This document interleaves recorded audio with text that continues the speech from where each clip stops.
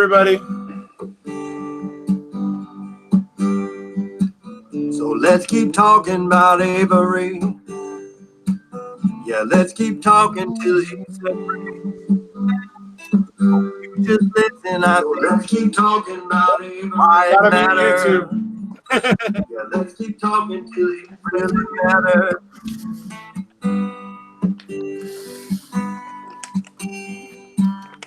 Put aside the documentary, the state's version ludicrousy. Oh, all their claims so blatantly get torn to tatters. I think that matters. Hello, folks. How you doing? We're here tonight to speak with Carol Fitzgerald and the Hodd, who you all know. He's been on the channel many times, him and I and the Mad Scotsman. But so welcome to Hodd, obviously, and welcome, Carol. Hi. Thank you very much. Hello, everyone. And so it's good to have you here, Carol, for the first time, obviously, first time on the channel. Yes. So, yes. But, you know, I did mean to talk with you while I was in Australia, but it didn't work out. So No. I was glad that we were able to do this. So, you know, and, you know, obviously, because you have a bit of a unique perspective, I think, on this in a way, which is some of what we're going to talk about tonight, which is that you have actually a background in law enforcement and, you know, you have some understanding potentially of how these things happen or can happen or, you know, that sort of thing. And so you might have some unique informed opinions. So hopefully everybody will benefit from that. So, how you guys? Everybody, how you doing? Let me just say hi to everybody in the chat real quick. Hi, Vanessa. Hi, Linda. Hi, Marilyn Carter. Hey, Jamie. Hey, Karen Gainey. Another Aussie. Karen. Hi, Ziggy. So, Vanessa says hi, Carol. A lot of people. Hi. Carol. Linda says hi, Carol. You know, So, hello to my fellow Aussies. Melbourne here. David Corn. David. Melbourne? Yeah. Melbourne? Melbourne, yeah. Victoria. Did I say Melbourne? Oh, sorry. Melbourne? Yeah, Melbourne. Melbourne. With a Melbourne, yeah. Melbourne. Okay. Our dear friends in the south. So, no R? Well, you guys think you're French? We drop the R's everywhere. Pretty much. I noticed the way you guys shorten up every word. Yeah, we're efficient. It's not called football, efficiency. It's footy. It's, you know. There's a good YouTube video on Australian, the way to speak Australian. So it's all about shortening everything. So it's called economic use of the language. So. So everybody, Casey says we shorten everything. Yeah. I mean, what was it else that I was seeing? I mean, I remember we were walking around town and I saw like signs as we were walking down the street where I was like, they shortened up that word. I can't remember what it was now, but I was like, they shortened up that word. It was like, oh, cup of tea, cuppa. Cuppa, yeah. Oh, yeah. Cuppa, like, Bicky. And a bicky instead of biscuit. Yeah. Tea and bicky. So, cup of tea, love? Cup of tea? Oh, my Lord. Okay. Economic grammar, Jamie says. Correct. Covers up a lot of sins, I can tell you, if you're not that good at it.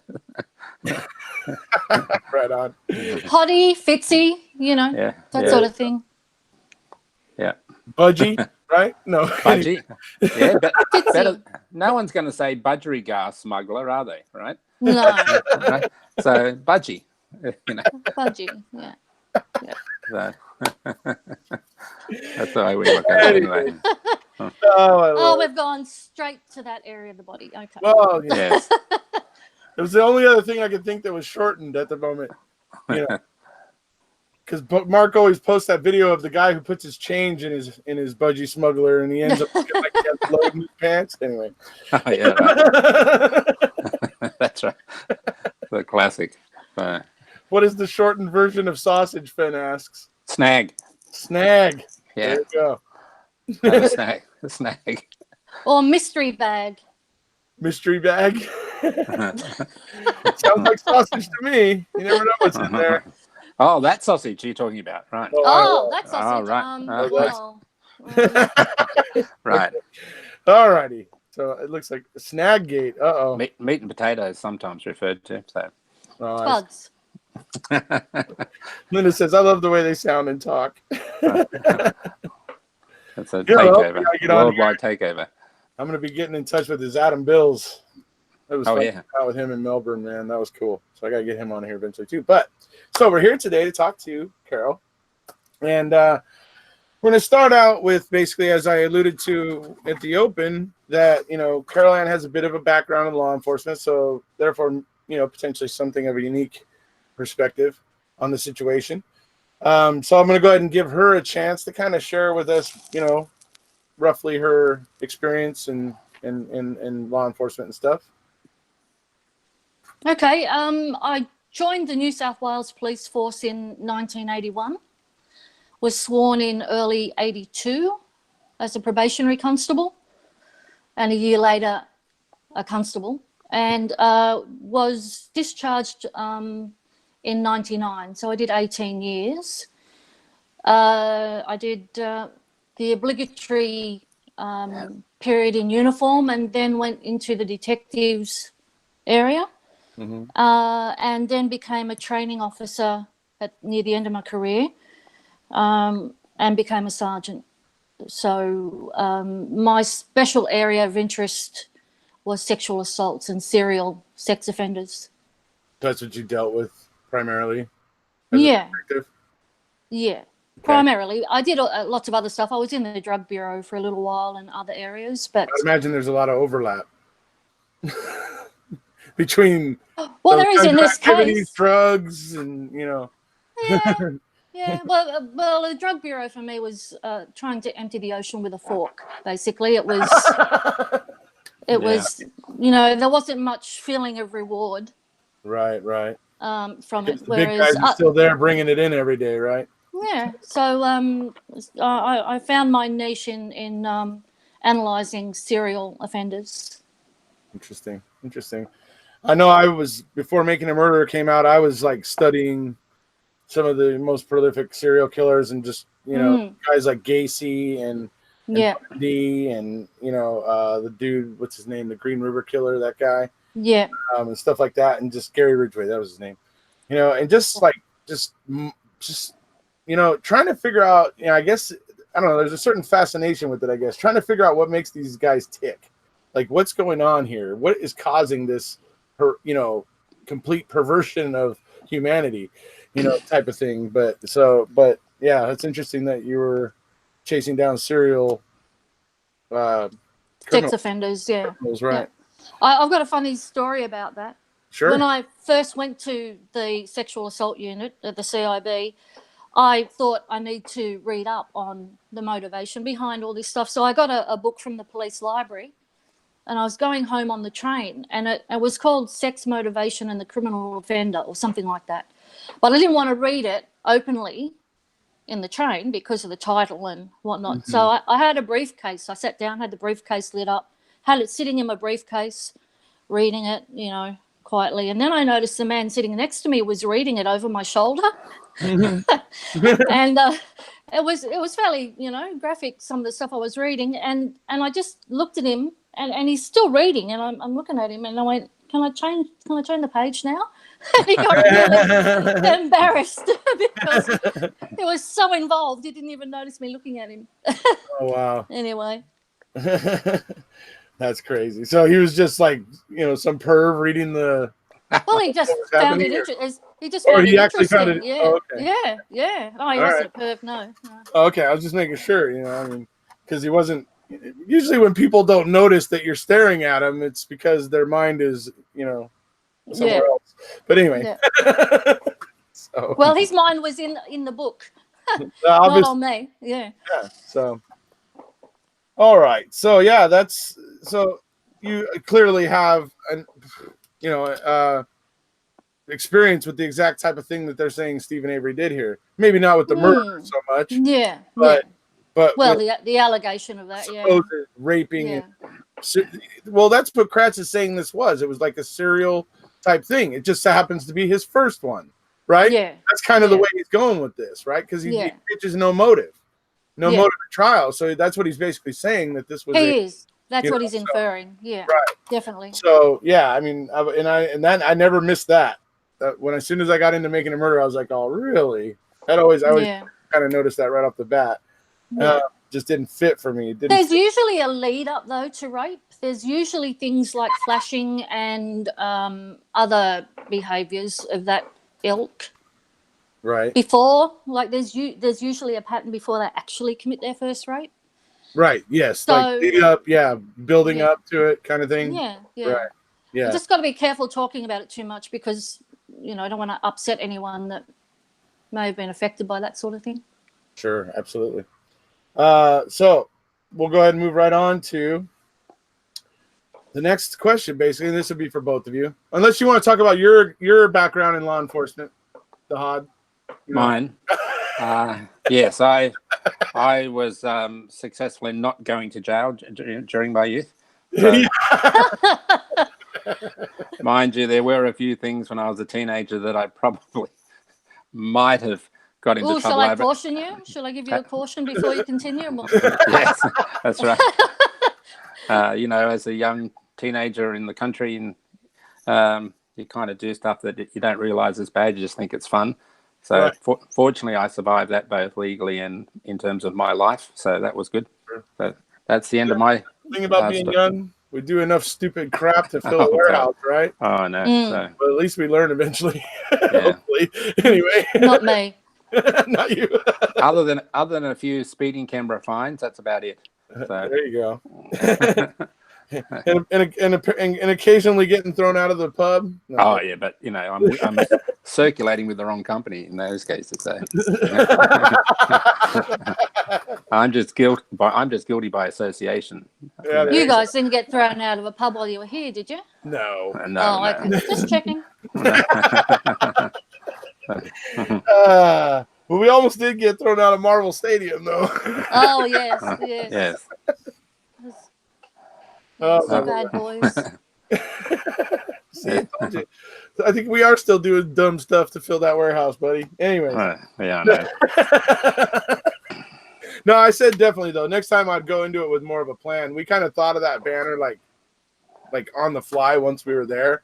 But had we had maybe a couple weeks to think about that banner, we could have approached Marvel Stadium or the Melbourne Convention Center and maybe even got their approval and stuff. So when I eventually go to Scotland, I think next year is what I'm trying to do, is go to Scotland next year. I'm going to try and hit up a couple of the places we're going to go beforehand and see if they'll let us put up our banner and stuff, just because that's one thing I take away from my Australia experience. So I'd give you a piece of advice there, Erekose. There's an old adage that says, better ask for forgiveness than permission. So you might find that might work better. that's what we were doing in Australia. It wasn't really working out for us. So. I think if you asked ahead of time, they would have said no, and you wouldn't have even got it in the gate. Oh, wow. Yeah, maybe. Well, I don't know. The people at the convention center said we should have talked to, if we would have contacted somebody. It was they made it seem like it was the possibility of approval was there. So I don't know how realistic that it was, but they made it seem like it was. Anyway. Yeah. Yep. So, all right. So obviously the question is, would this happen? Next question. Would this happen to Stephen or Brendan in Australia? What's happened in their case? No, that interview with Brendan wouldn't happen the way it happened there. Firstly, there's a requirement that there should be a parent, a guardian, or a responsible person, responsible adult, there looking after his interests while being questioned. On that basis alone, that interview would have been thrown out. Right. If it happened to slip through, which I doubt, the lower courts would not have allowed it to go any further than that. But things here go to the local court, and then you hand up your evidence. You might call a couple of witnesses if you want to clarify something, and then the magistrate says, right, this is going to trial, and sends it to the district court or the Supreme Court, whichever is appropriate. So, no, certainly not that confession from Brendan. Yeah. And therefore, Stephen wouldn't have been so much in the frame. The only thing that may have been difficult would be the blood in the RAV4, Right. But I don't think Stephen would have had a problem here either. Yeah. Interesting. That's the biggest problem with Stephen is even though all the evidence looks fishy as hell and it doesn't really pass muster when you take a closer look at it, but yet there it is. It's physical evidence against Stephen, right? It's circumstantial. Yeah, physical in a lot of ways it is. Yeah. Yeah. Absolutely. And I just think our court system would operate differently. The police would behave differently, and there's all these checkpoints along the way where it would fail. Right. In a nutshell, without getting into too much detail. Right. Yes, I don't have the same knowledge that Carol has, but I would support that view. There are plenty of checkpoints along the way that would knock this out. And, the other thing is that the nature of this matter is also, at least we purport, is a deliberate attempt to frame someone, not an accidental or, if you like, negligent attempt. Right. Yes. Just even the publicity given to, Mr. Kratz's press conference on March 1. I mean, that wouldn't happen here. That would ruin the case straight away even if he was, a proper suspect. Right. That sort of carrying on would effectively, the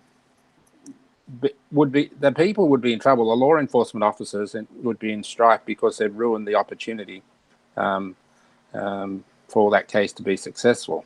I'm assuming, of course, we're talking about a legitimate case, not one like Brendan's and Stevens. So it just wouldn't happen. I mean, you go back to you really need to go back to motive of the law enforcement here. All the other things are interesting, and they should be checks and balances. But if you go to the motive of law enforcement and up the chain of command too, not just at the local level, right. Yeah, they're gonna do anything they can if they think they can get away with it. Right. That's Which basically. they totally think they can. Yes. well, even procedurally here, we have time limits on how long you're allowed to interview someone for. Right. And Indigenous people have even lesser time limits. Okay. So it's a long time ago, So let's say 4 hours is the limit for an ordinary person and not an Indigenous person, and you're only allowed timeouts for things like waiting for the lawyer to turn up or having something to eat, but you can't have lengthy, ongoing sessions of questioning. That's in New South Wales. I don't know about the other states, but that's New South Wales. Yeah, that was when I talked to Steve Moore, retired FBI, Steve Moore. Yeah, he was saying he was actually saying that the U.S. District Attorney, actually has very similar standards. Like he had to be very careful about how he interrogated, people, especially youth, juveniles and stuff, that because the U.S. District Attorney's Office has a very high kind of, like standard of, what they will accept and what they won't and stuff. And I'm like, well, and I asked him like, well, why isn't it like that everywhere? Why aren't the states picking that up? And he immediately went, well, I wouldn't say that they haven't. I was like, okay, I'm sorry. I didn't mean to say that everywhere in the U.S. is that bad. But he did go on to say, but this area of Wisconsin, on the other hand, is certainly he basically put it, the kids are running the show, basically is the way he put it. So well, even the read technique, the way investigations are carried out here is totally different to that read technique. And if any of us had touched a kid in an interview, as he was touched and recorded, that would be problematic. That would be a real issue. So there's a difference in procedure and technique and the checkpoints along the way that it just wouldn't have happened. Right, makes sense. Carol, could I ask you a question, Carol? Sure. What, as best your knowledge, what are the rules in, let's say, New South Wales, which is the state we're from, regarding Miranda rights and reading of Miranda rights to juveniles, persons under 18, and can they waive those in any way? Well, we and the don't have second Miranda. part of that, Yeah. yes, but the principle of protecting them, Yeah. and part two to that is, at what point does the interview become invalid if there's not a legal representative present? Because you could have a responsible parent, but they may not know the law, and what Sure. they should instruct their child to say or not to say, or not to answer at all. Sure. Just wondering if you could cast some light on those two issues. Well, we do what's called a caution, which is basically you're not obliged to answer unless you wish, but anything you say or do will be recorded and may be used in evidence. Words to that effect. It may have changed since I left. And if you pick up that the person you're speaking to can't understand that, you're allowed to change the wording so that they can easily understand the meaning. But with juveniles, you cannot interview them without someone else present. And for example, I had a child in custody. I can't remember what the offence was. I drove to his home to speak to his parents. They didn't want to come to the police station. And so I contacted the Salvation Army and got one of their officers to sit in. There was no way I could question that child without somebody there looking after his interests. And, if it's fairly obvious when you see Brendan that he's got some issues intellectually. And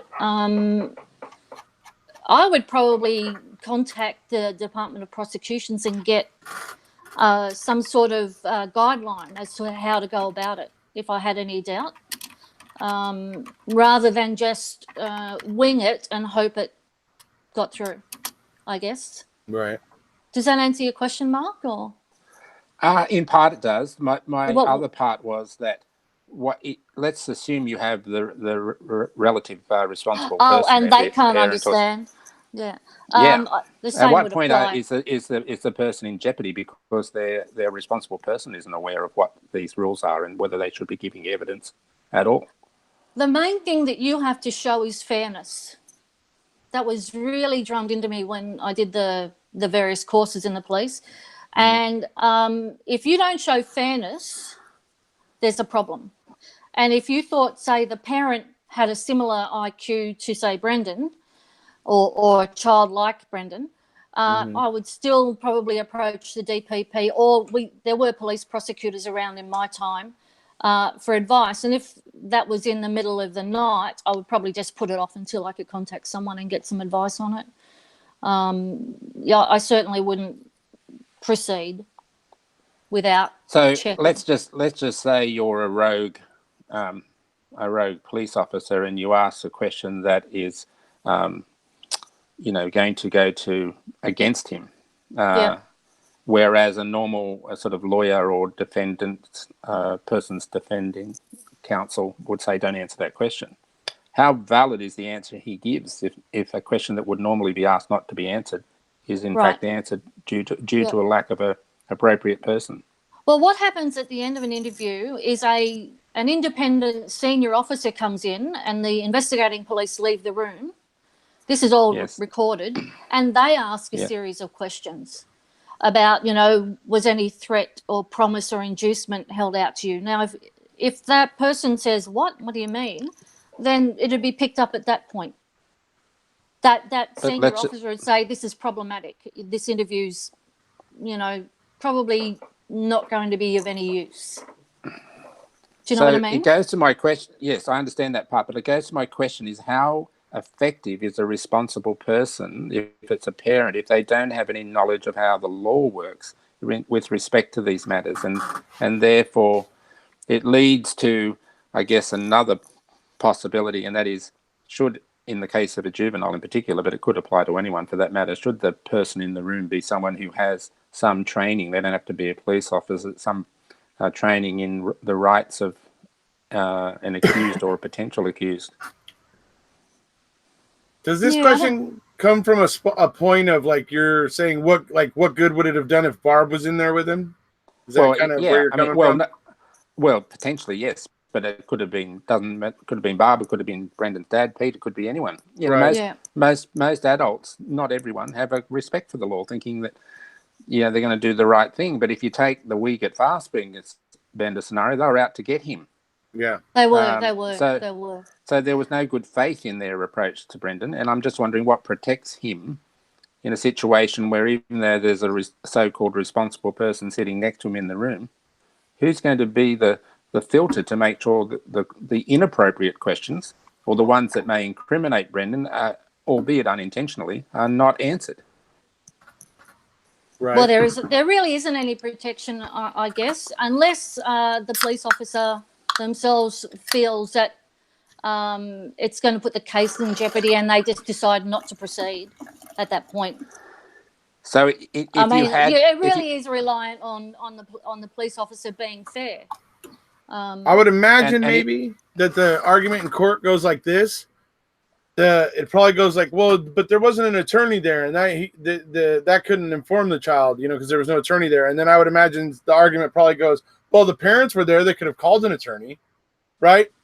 I mean, that's how things go in court, right? They usually start rationalizing things that way, right? And that's how they end up coming to decisions that we kind of sometimes think are a little bit cuckoo. Well, the prosecutors would probably withdraw any charges if there was any issue, or they'd give you directions as to how to proceed and do a further interview and scrap that first one.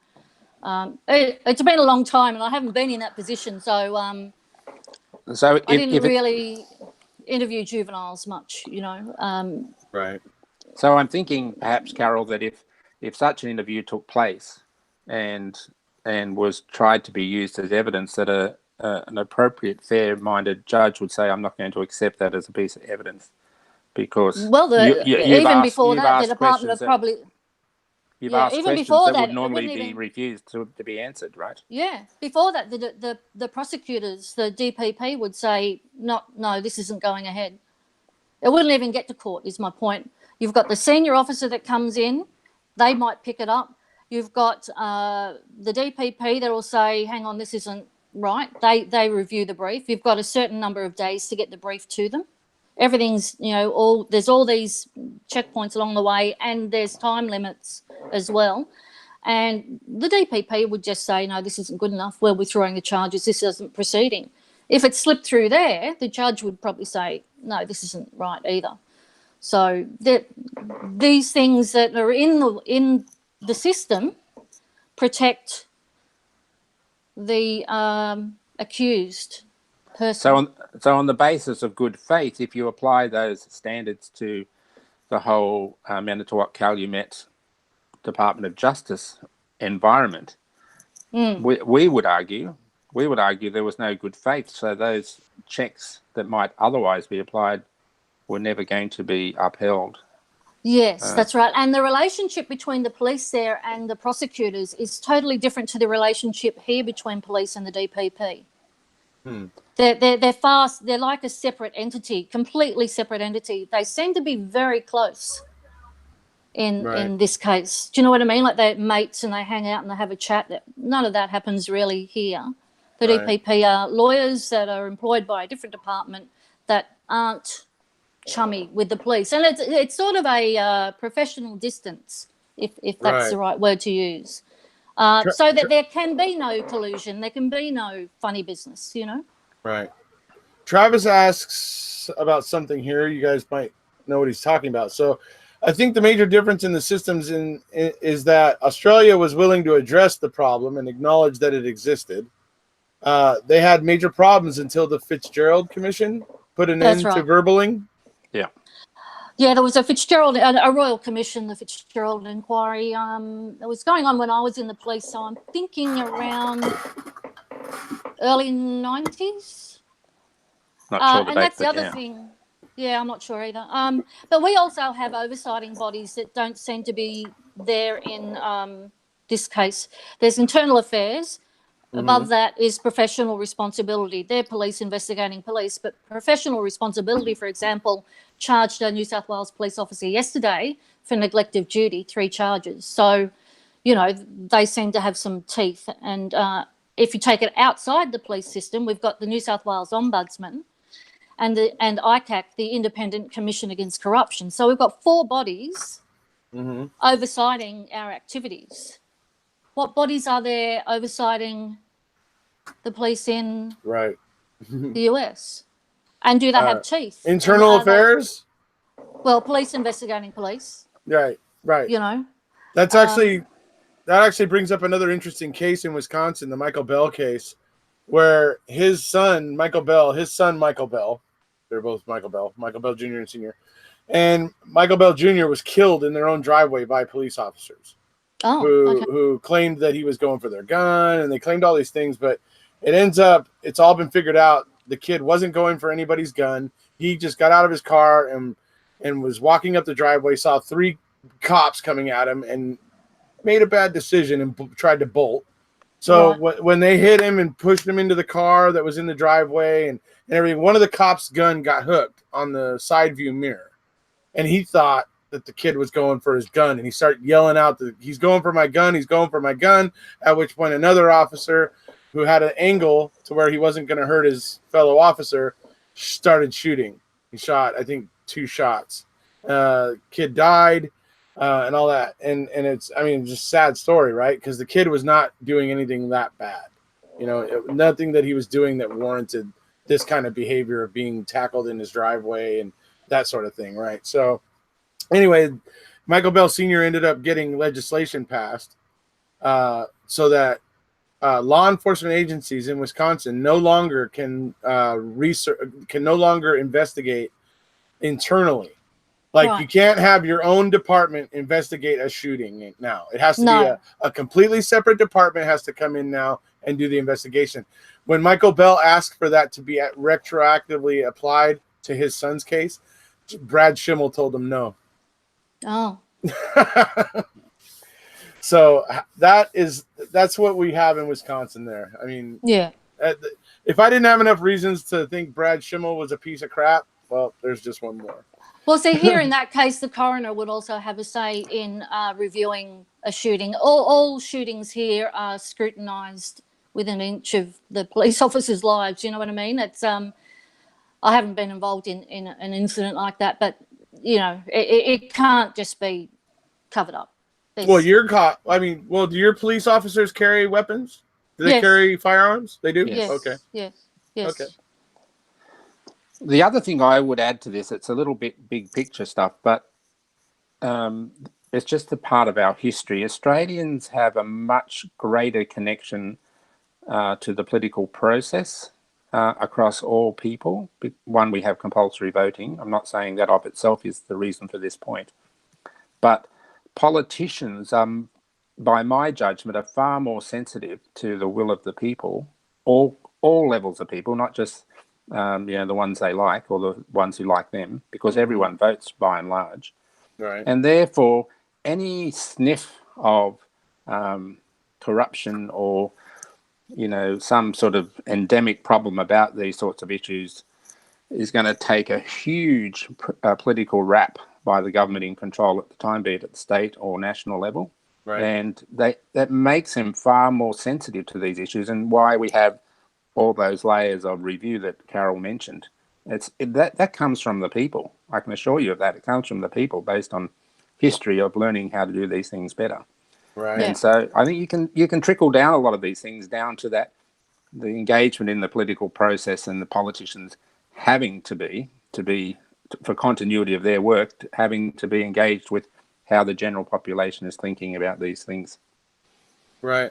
So Jamie's actually posing an interesting question here, and I think I'm going to kind of maybe do it a different way, but he's asking about he's basically like theorizing if the Stephen Avery Brendan Dassey cases had proceeded to the point that they are in Australia, like the way that to the point they are right now, but in Australia.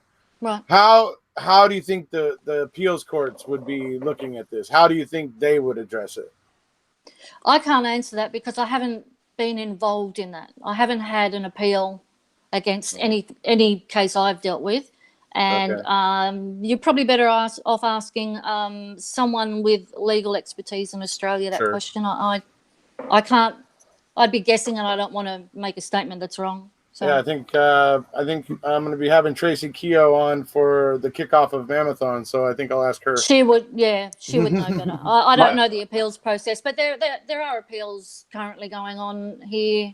I can't remember the case. Mark, you might know the one about the woman who supposedly had a number of deaths of her children, and I can't remember God, yeah. too much detail. Yeah, but she's appealing at the moment, but I don't know the process. So Okay, all right, But I could offer, albeit it's just a lay perspective on right. if Brendan and Stephen cases in their current state were in the Australian judicial system.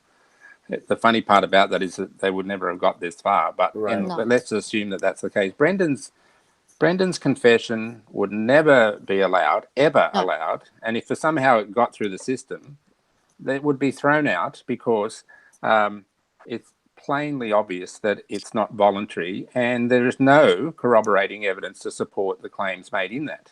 No, So- corroboration's important too here. Yeah, I agree. You can't just proceed on a statement without some form of corroboration.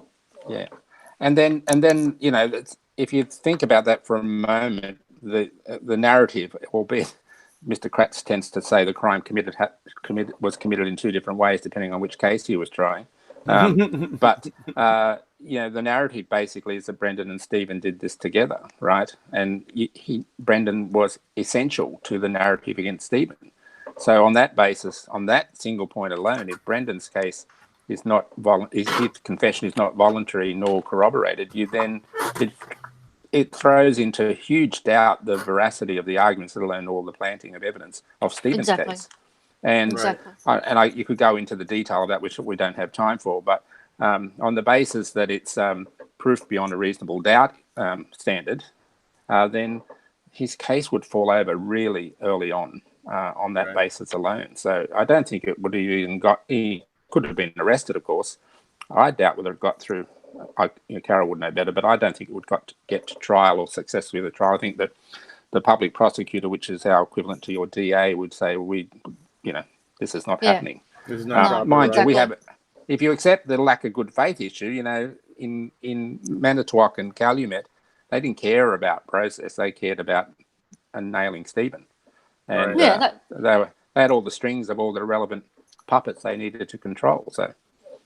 And they were didn't all have closely enmeshed. There was no professional distance between the different parties, as is here. And there's this other thing. I know I'll probably be criticised for saying this, but I've said it in the past, so I'll say it again. I genuinely believe, and it applies to a number of things, that the US criminal justice system, at least as it applies to Wisconsin, it probably is true for lots of the states, in my view, has not evolved. It hasn't evolved from the days of the Wild Wild West, where the sheriff was the guy with the badge and he came and locked people up and everyone was happy, so to speak. Right. And it's in evidence by the rate of incarceration in the US. The level of incarceration is 5 times greater than in Australia or the UK, for example, per head of population. I mean, that doesn't happen by chance. There's not more baddies in the US, really. There probably are plenty, but they're not more. It's just that the system loves to lock people up and tick, solve the crime. Doesn't matter what's the real person or not. Let's just lock them up. Right. I'm actually, interestingly, there's a lot of debate going on in the lead up to the next presidential election of issues that are on the minds and on the lips of potential candidates that I have never seen raised in American political debate, or barely in the past. So I'm encouraged that there's a new level of discussion going on about what makes for a better society and a more just society. And criminal justice is really at the foundation of people's faith and respect for the rule of law. And, if nothing other than, in Stephen and Brendan's cases, it's tragic for them and for Teresa Horbach and her family. But if it is if it is something that sets off, among other cases that are going on, of course, that we know about, sets off a new wave of true professional criminal justice administration, well then, especially in these areas where law enforcement think they're king above everyone, right? well, then that'll be a great thing. A sad thing that it took all that to make that happen, but it'll be a great thing. And you only have to go and read, for example, the amicus briefs that were out there supporting Brendan's case to the Supreme Court to realise the clarity and professionalism and thought processes are out there. It's just not trickling down to the local level in as rapidly as it should. And you know, my judgment, with due respect to the United States, which I care for a lot, is that they're sitting 20, 25, 30 years behind at least in terms of the way they view how the law should work. Sorry. Well, there's the issue of police culture, and there's the issue of procedure, and those two things seem to be very different here. I mean, police culture has a core to it that is similar, as far as I know, here and maybe in the US. I've got to be careful what I say here.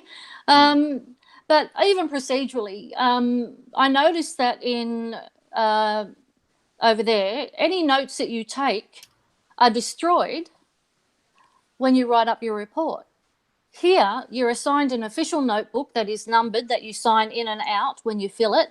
It is all the pages are numbered, so you can't take pages out. And that is your contemporaneous notes. Those are the notes that you take at the time of the event. So I'm surprised that they're throwing away notes, because between taking your notes at the scene or from a witness, you know, you could change it a bit before it, you know, ends up on paper in a case file, if you know what I mean. I actually would say that happens quite often. I think here, law enforcement officers, I think, also take a course in creative writing to go along with their police academy training, personally. Because I've seen so many police reports that didn't represent the actual events of what happened. So if they had, but they're doing it obviously because they feel they're doing it for the right reasons, as most of them usually are. Well, it suits them. It suits them. Yeah. So it suits them. But anyway, so the next question, the next subject we're going to talk about is AEDPA. What are your guys' thoughts about AEDPA? And you know, obviously, because that's what really stood in Brendan's way. What do you guys have? What are your thoughts about that, and how our Congress allowed fear to steer them into doing that? I'm not qualified. I'll be quick. I'm not qualified to answer. And I think the spirit of that legislation has probably been forgotten. That's my view, anyway. Yeah. Well, I mean, obviously, you obviously do have an opinion, Mark, right? My whole thing about it is it didn't. It's supposed. Okay, look at what the name of it is: the Anti-Terrorism and Effective Death Penalty Act. So why did this thing not apply only to terrorists and people on death row? How did it end up getting from there to the rest of the population? That's exactly what I mean. It was a disturbing jump for me, how that happened. That's right. The spirit of the legislation has been somewhat perverted. Yeah. All right, Mark.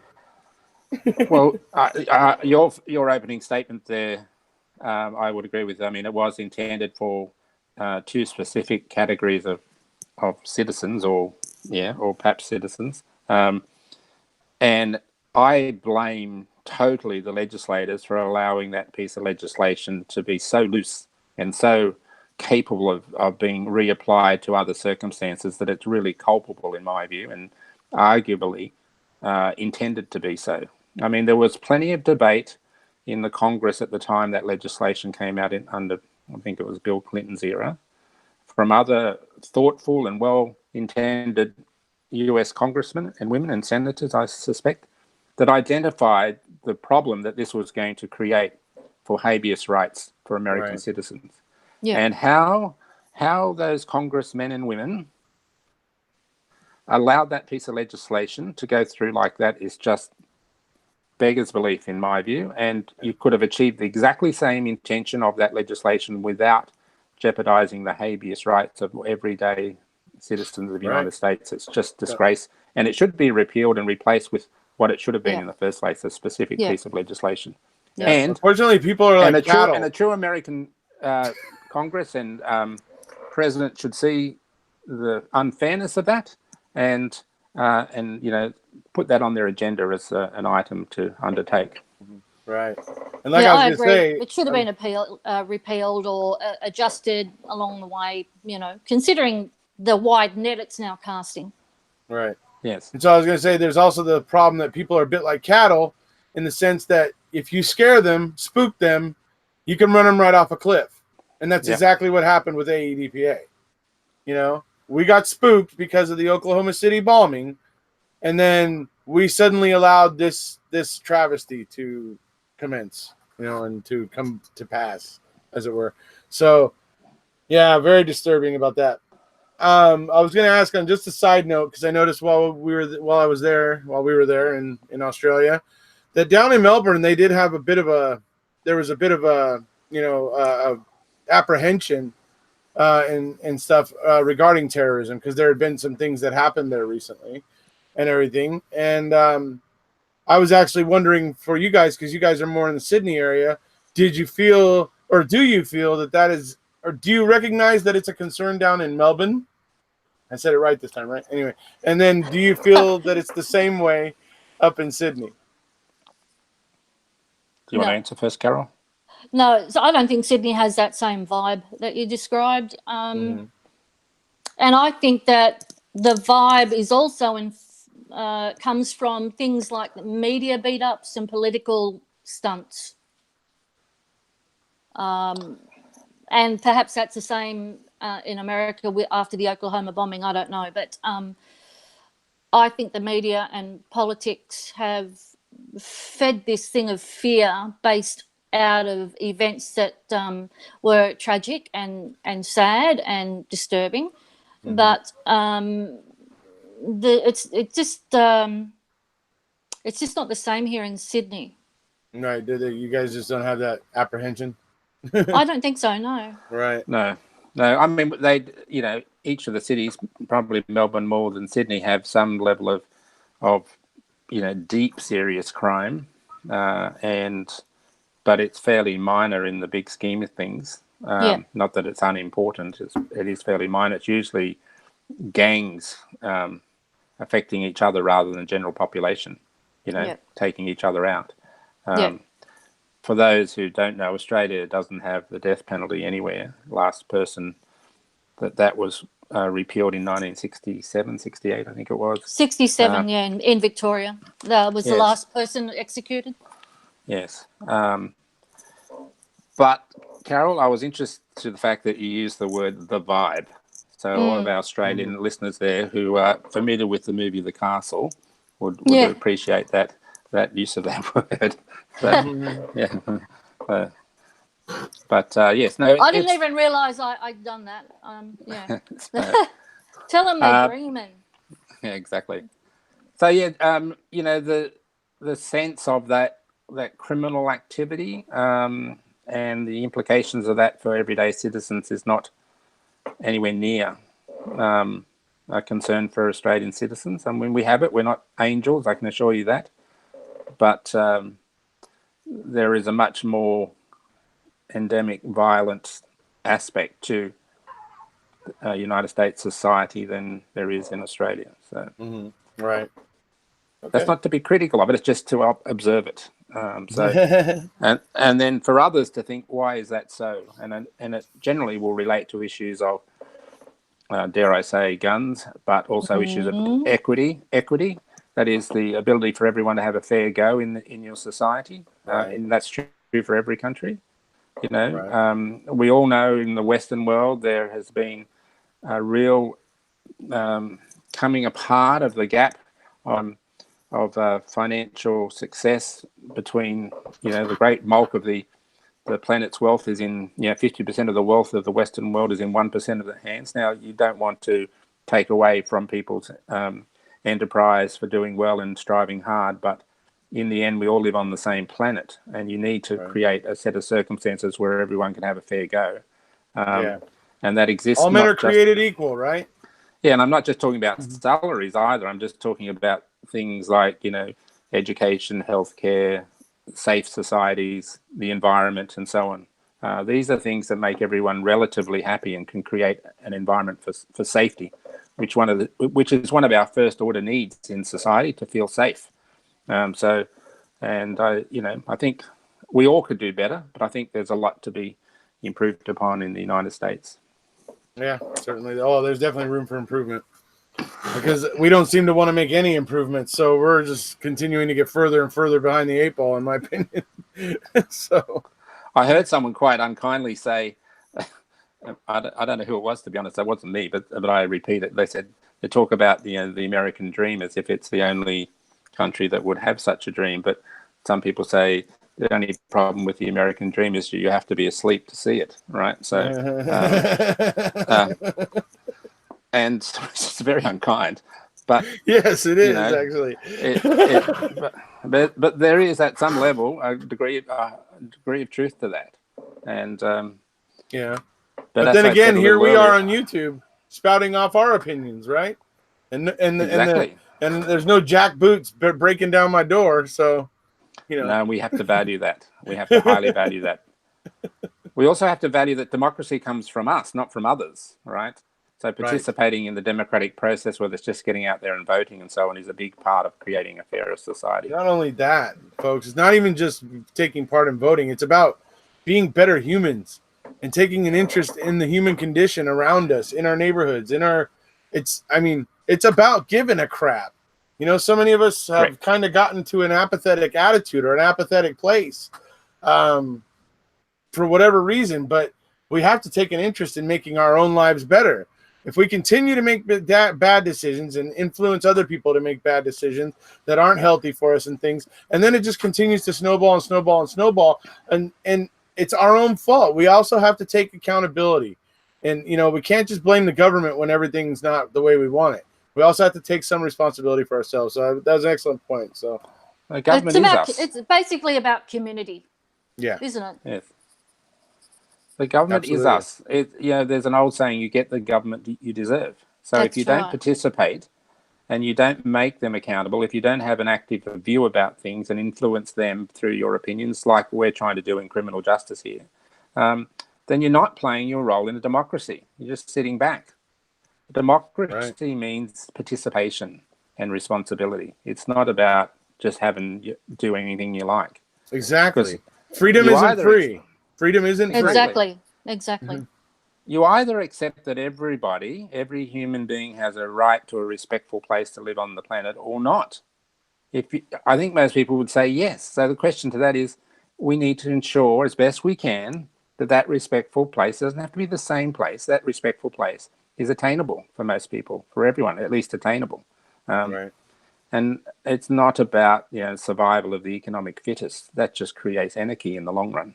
So because we're creatures of survival, right? And if we can't survive, we'll do what we need to, which can be quite serious. They're getting pretty nasty. Exactly. Mm-hmm.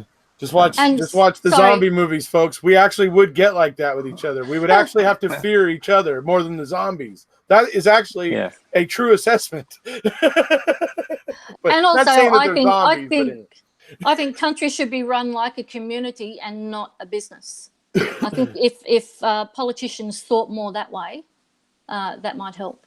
But anyway. Yeah, sure, Mike. Thanks for the soapbox moment too, Erekose. All right. So the next thing we're going to move on to here is opinions of Factbender and Liegert, or Fassbender and Wiegert. So your thoughts. Let's start with Carol. Yeah. What they did to Brendan Dassey was, I was going to say disgraceful, but that's not even negative enough. Yeah. It's as I was watching it, it was despicable. Yeah. It was evil. It was evil. It really was evil. Do you feel it's possible that they were just being overzealous officers or whatever in their pursuit of their job, or do you feel that there was some knowingness of what they were doing there? the latter. I think that they didn't have enough on Stephen to proceed, and they needed someone to give them something. I mean, they were harassing Jody. Yes. They were looking for some chink in the armor, I guess, some way in, and they took advantage of someone that needed protection from them. And it's just as I was watching it, I just shaking my head and thinking, I was actually getting really angry and almost wanting to jump through the screen and say, stop your question, stop, you know. So yeah, disgraceful and evil. Yeah, absolutely. That interview, not I'm not specifically talking about the individuals, but that the way they behaved and what they did was evil. Yeah, you put your finger on something that is a huge point for me, and I talk about this any chance I get. Folks, they were browbeating Jody. They were going down to the jail to pick on somebody who was in the throes of substance abuse, somebody who was addicted and everything, somebody who's not in the best state of mind to begin with. And they're going down to that jail every day and browbeating her, trying to get her to say incriminating things about Stephen and all that sort of stuff. She eventually gets fed up with it because they're starting to ask sexual questions about her and Stephen's sex life and trying to get her to say incriminating things there. And she gets fed up and she tells the jail, don't let him back in. Done. I'm done with those two. Don't let him back in. Right? Yeah. So then what do? Then they're sitting there going, oh my God, Jody made us kick, they told us to kick rocks. What are we going to do? So what do? They focus on the Dassey boys and ultimately hone in on the weakest of all, Brendan. You think this is an accident? No. Fassbender and Wiegert, if you expect me to believe that this is an accident, you're idiots. Go ahead. Yeah, so the other thing I wanted to say is the way their actions abused Brendan's trust of authority, was just disgraceful. Absolutely disgraceful. Here's a young man who trusted these gentlemen to do the right thing, because that's how he was brought up to be a good boy. And the way they knowingly and culpably took advantage of that is just unforgivable. Yeah. Unforgivable. And I'd wondered, and I'd often put this question in other medium in the past, is would they want police officers and detectives in this case to do the same thing in the same way to their own children? How would they feel if their own children was Brendan Dassey? How would they be happy with how their own child got treated as they treated Brendan? Exactly. And during my career, I always thought, regardless of whoever I was dealing with, that I would treat them in the same way I would want my own family treated, regardless of who they were and what they'd done. And if you do that with everybody, you'll never make a mistake. You'll never fail. You'll never come under question about your motives and your methods and whatnot. Right. Yeah. I mean, there has to be something. Let me put out another thing about Brendan here. I was watching things this weekend, preparing for some potential guests for Mammothon, and was watching a couple different videos that were made right after MAM1 came out on YouTube. And the analysts were sitting there saying, when I look at Brendan's case, and I look at the way that they're feeding the information to him, and I look at the way that the whole thing goes, and the way that they're treating him, and the way they're leading him along and everything, Brendan's case reminds me exactly of West Memphis 3 and the Central Park 5. Those are two cases where all those kids were found innocent. Well, ultimately were exonerated to some extent. In West Memphis 3, there were Alfred pleas, I believe. But ultimately, these things were righted to an extent. And here we are looking at the same situation with Brendan. And these analysts are pointing it out, that it's looking at Brendan's situation is just like those other two. And to me, for me, it's when you see things happening like that, exactly the same way, it's kind of an indicator that we have something wrong that's allowing this to happen. We have something that's not, we're missing a safety or something that is not catching this and preventing it from happening. There's no happen. progression, like Yeah. Mark was saying. There's no progression. There's no professional standards. There's no review of procedures. There's no looking at best practice across the Yeah. world and trying to pick and, you know, this country's doing this and they're doing that we might adopt that as our new best practice. There's no review of No methods and evolution. practices. Exactly. Yeah. No progression. Yeah. Yeah. And the immunity that these people have from what would otherwise be behaviour that for most professional people would see them struck off their profession is one of the things that create this problem.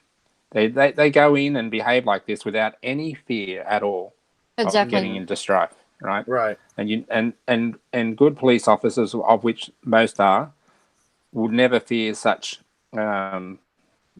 measures because they act properly. Well, Yeah. there's But no unless you repercussions. There's no Correct. repercussions for them. Yeah. So, but Yeah. if you And don't have some repercussions, AEDPA even makes that problem even worse because now it's impossible for the federal courts to step in and correct, you know, these Yes, kind of problems yes. that are happening. So it's like, yes, you know, it just goes all around and around. Anyway. yep, it does. Yep. Okay. So getting down to the final two questions. So Could I just say something just Go very ahead. quickly? I just wanted to mention to all the fabulous subscribers here who are asking questions, and some of which are directed to all of us, that to focus on our discussion. It's pretty hard to go back and answer. So I appreciate the questions being asked, and I apologise that I haven't been able to answer them, just so I keep my focus on our discussion. well, there hasn't been a lot of questions. There's been a lot of statements, people agreeing with what we're saying. Hasn't been a whole lot of questions. I've been monitoring it. Oh, yeah, I guess you're Okay. right. There are more statements than anything, but yeah. Yeah. So, but okay. So, but hey, thank you everybody for tuning in. Obviously, we're not done yet, but you know, everybody, thank you for being here. Thank you for taking part in the chat. Okay. So we're down to our last two questions here. So, Carol, do you have a suspect you feel strongly about? No, I can't because The investigation is such the a farce. investigation was so ridiculous. Yeah. Right. How can you? I'll describe it in a simple terms. If you throw a rock into a pond, and that's the starting point of an investigation, you should start close to the person, Right. and ripple. then Right. and then out concentrically until all lines of inquiry are exhausted. Right. These people said, it's Stephen, and stuck him in a little box and then tried to shove all this stuff in there, you know. So it should have been a circle, and now it's a frame. Yeah, right. So to speak. Yeah. Yep. That's him. We'll stick him in that box. I agree with you then there. We'll try and make everything fit. Yeah. So because they did the square and not the circle, I don't know how anybody could legitimately, based on what we know, come up with any viable suspects, really, because people weren't asked for alibis. Their statements weren't tested. People closely connected to Teresa were inserting themselves in the investigation and had access to Avery salvage yard while it was under the control of the police. I mean, it's just a farce. It's just incredibly ridiculous. Yeah. So no, I don't. There's the usual suspects that people have that we all know, but they didn't even look into the man that was harassing Teresa on the phone, and it wasn't any of the usual suspects that we all know. It was a guy called Dan. I won't say his last name, but he was harassing her extremely, harassing her daily in September and October with phone calls. I'm talking 3 digits a month. Right. So you think this would be the guy that Tom Pierce was referring to? Absolutely. I actually used Tom Pierce's pattern that he described and had a look through Teresa's records, not knowing that somebody else had already done this work, but at least we both came to the same conclusion. Right. So that's good. That he should have definitely been looked at, and he wasn't. Right. Well, he should have. He should. Because if I answered the question, you just put your finger on my favorite suspect. I don't know. I didn't know his name was Dan, but that's the one who I really am thinking. For me, it's a real strong possibility that is who it was, because that would be somebody who had an uncontrollable emotional response or reaction to Teresa for whatever pattern of reason. behavior that was troubling, a pattern that was clearly escalating, because it was 3 or 4 calls a month, and then all of a sudden it ramps up to triple digits. Right. And he's deceased now, so you can't even oh, really? follow that up. Yeah, he died of cancer. Oh, wow. Yeah. Wow. So I wonder there's a lost opportunity. Too bad that they didn't get some of that guy's DNA. But then again, they probably didn't want to, because it would have matched up probably with CX over in the quarry. Anyway. So, but my point is, you can't legitimately point the finger at anyone. It's hard to say. Exactly. Yeah. That's the same thing Steve Moore says. He's like, this investigation was just garbage. It was just complete garbage. He's like, it's impossible to tell anything from it. You know, and so, yeah, I agree with you on that, because I agree with him. So, anyways, Mark. Yes, I guess I probably would have 3 things to say about this question. Firstly, I agree with Carol and yourself that I don't have any particular suspect. What I do have is probably 5 or 6 people who were not properly investigated, Right. even if to eliminate them. So, and that's due to not the tunnel vision, but the deliberate attempt to frame Stephen. And so that's the point I would make. I don't have a particular person who I think committed the crime. There could be any number of people who committed the crime.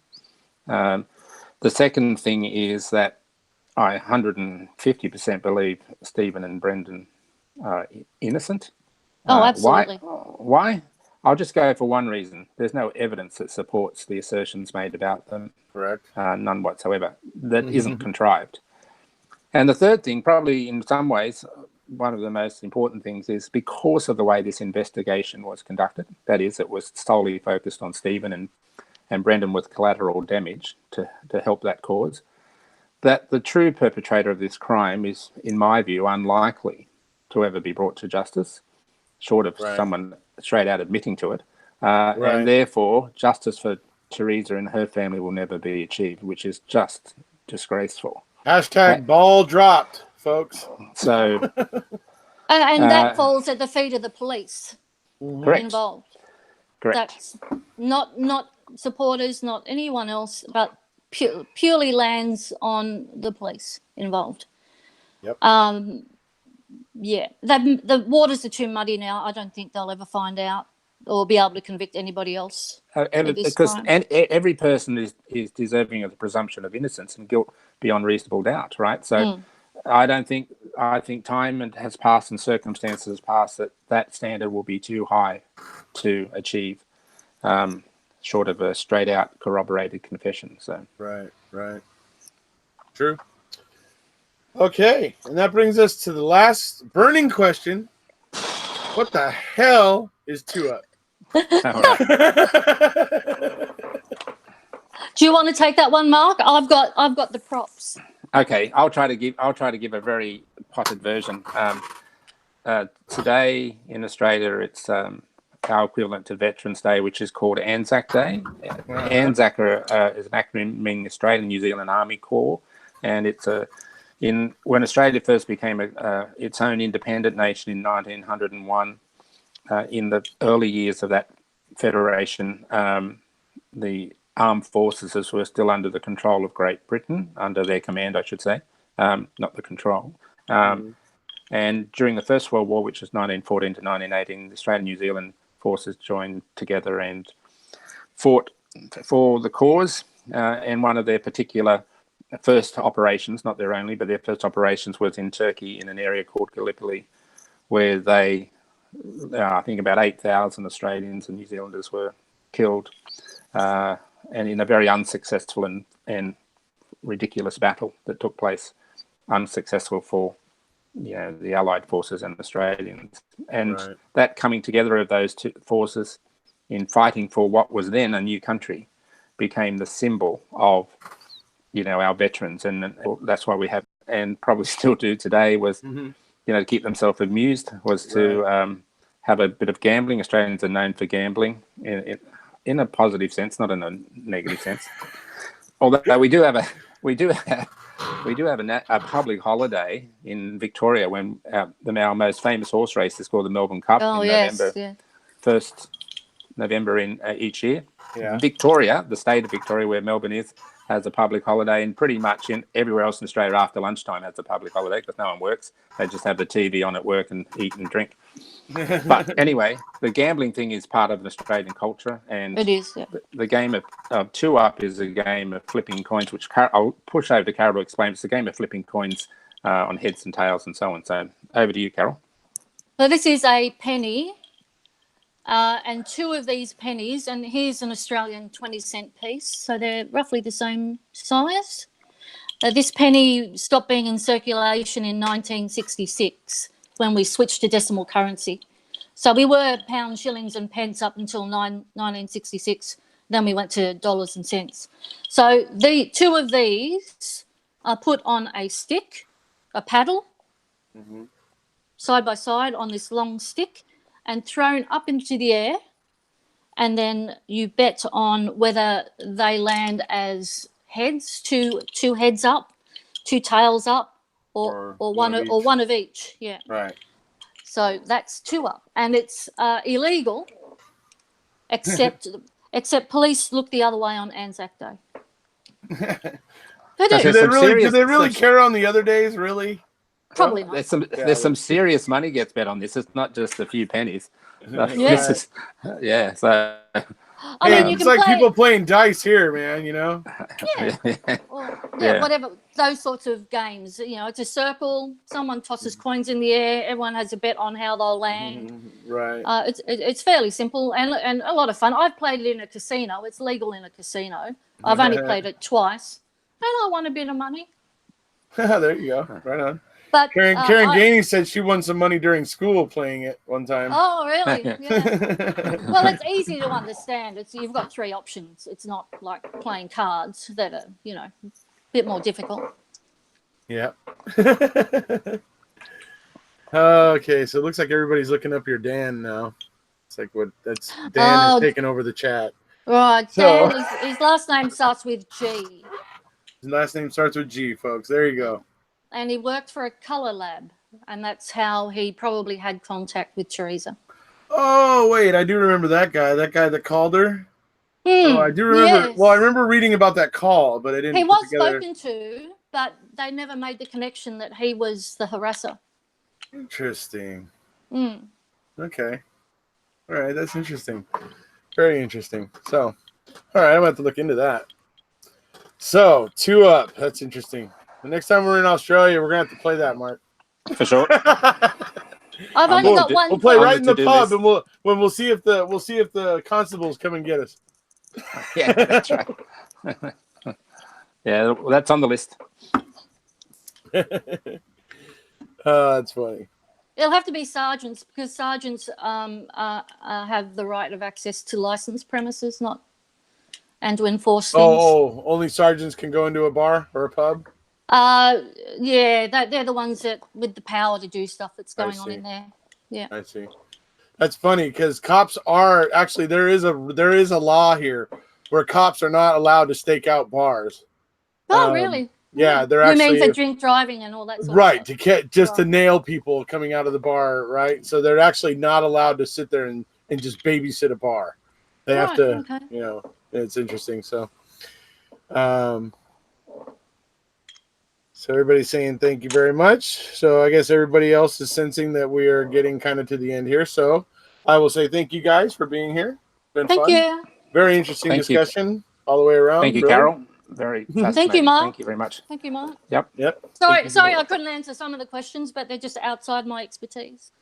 Oh, no worries. Hey, look, if you don't feel comfortable speaking about something, that's perfectly fine. I'm perfectly respectful of that.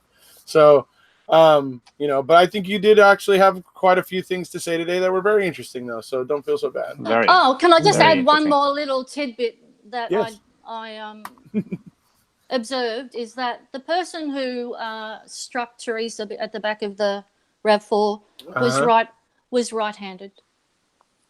Okay, that would make sense because the spatters, you know, Went if he was over his, facing, yep. right? Yeah, I get what you mean. Which doesn't help anyone because 90% of people aren't. Most people are right-handed, right? Yeah, it would have been better if it was on the other side. Right? It would have been excellent. It was left, but and Right. Stephen is right-handed, so it doesn't help him much. But Yeah, I don't know about the other people. You know, the usual suspects, but there you go. Other people probably work that out too, but yeah. Right, absolutely. Okay, so that's interesting too. I hadn't actually considered that, but yeah, absolutely. Now that you said it, it's like, yeah, definitely seems like that would be a right-handed person. So, anyways, all right. Well, like I said, very much a pleasure having you both here, and everybody out there, you know, thank you. how you doing? And then looking forward to Marathon, by the way. Yeah. And why don't I play you guys? And then why don't I play? I can walk to my local club, and they're playing 2 up there now. So. Oh, there you go. So you get to go move on to your 2-up game. Yep. All right. So if you want to go ahead and get onto your game, that's fine. I'm going to play one little clip for you guys here. Something for Mamathon here. And to do it, I have to unplug my headphones.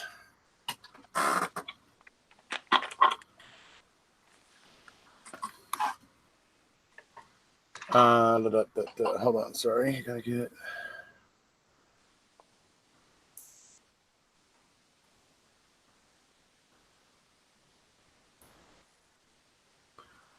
All right. Hold on just a second.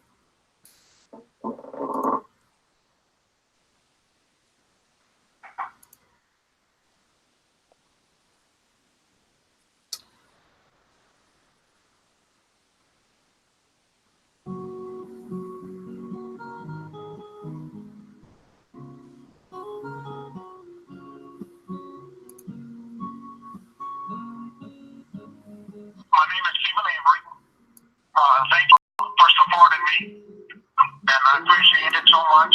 So, bottom of my heart. This one's for you. Just letting you know. Steven wants to express his gratitude, folks. Tune in to Marathon Friday, Saturday, Sunday. Never fathom, try to imagine the depth of your pain. This weekend Marathon is a great way to help support me and Brendan. And God bless you all for helping me. Papa Avery, we stand with you. No matter what the state says, their lies we see through because the blood, it was a planet, the car was a planet. Sam William Henry 582. All right, so that's about it, folks. If you haven't already, in the nucleus, please hit subscribe. So-called. How to hit pause on that? Jeez. Anyways, please hit subscribe. Thank you guys for being here. You were brilliant. Thank you. And thank you, everyone. And obviously, Carol's got to get to her 2-up game. So, anyways. Yep. I'm taking my coin. See ya. Good luck, Carol. All right. Bye-bye, everybody. See you next time. Take care.